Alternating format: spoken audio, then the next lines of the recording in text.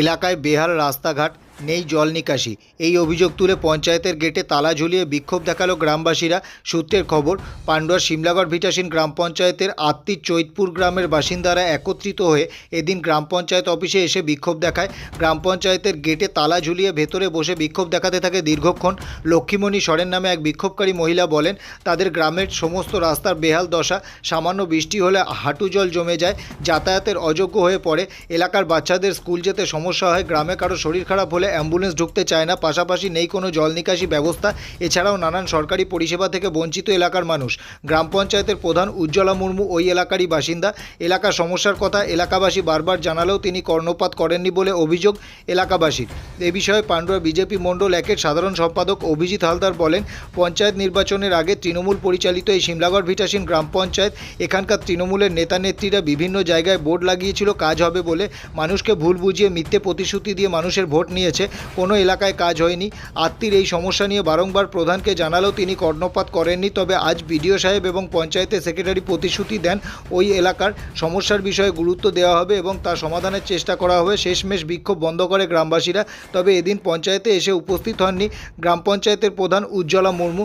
তাকে এ বিষয়ে ফোনে জানতে চাইলে তিনি কোনো মন্তব্য করবেন না বলেই জানান। আমাদের সমস্যা হচ্ছে মেন হচ্ছে রাস্তা আর ড্রেন। আমরা যে রাস্তা থেকে যাওয়া আসা করি, মেন রাস্তা এমন গর্ত হয়ে আছে, জল জমে।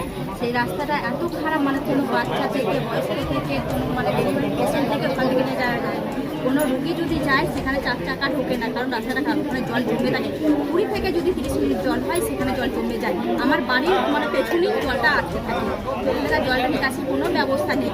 আমাদের দাবি হচ্ছে আমাদের রাস্তা এবং ড্রেন দুটোই আমাদের করে দিতে হবে। ভোটের আগে ভুয়ো বোর্ড লাগিয়েছে বিভিন্ন গ্রামেরা। ভোট মিটে গেছে, সঙ্গে সঙ্গে বোর্ডগুলো হারিয়ে গেছে, রাতারাতি সরিয়ে নিয়ে গেছে।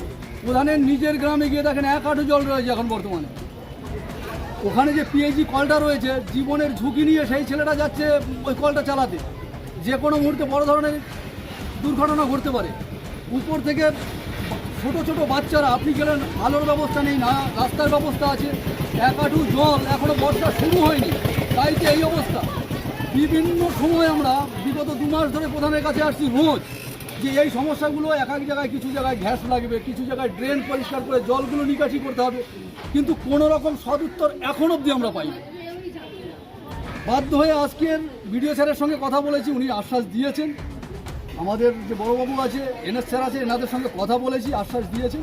কিন্তু প্রধানকে বারবার ফোন করার পরে বলে যে আমি এখন যেতে পারবো না, আমার শরীর খারাপ।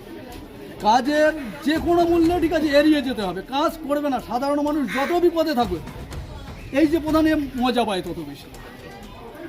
হাতে পায়ে ধরেছি, তার থেকে বেশি করেছি যে আপনারা আসুন, সাধারণ মানুষের এই সমস্যাগুলো কমসে কম একটুখানি দেখে নিন। কিন্তু কোনো রকম একটুখানি সদিচ্ছা দেখায়নি, বা সমস্যা কীভাবে সমাধান হবে তার একটা রাস্তা এই প্রধানের কাছ থেকে পাইনি।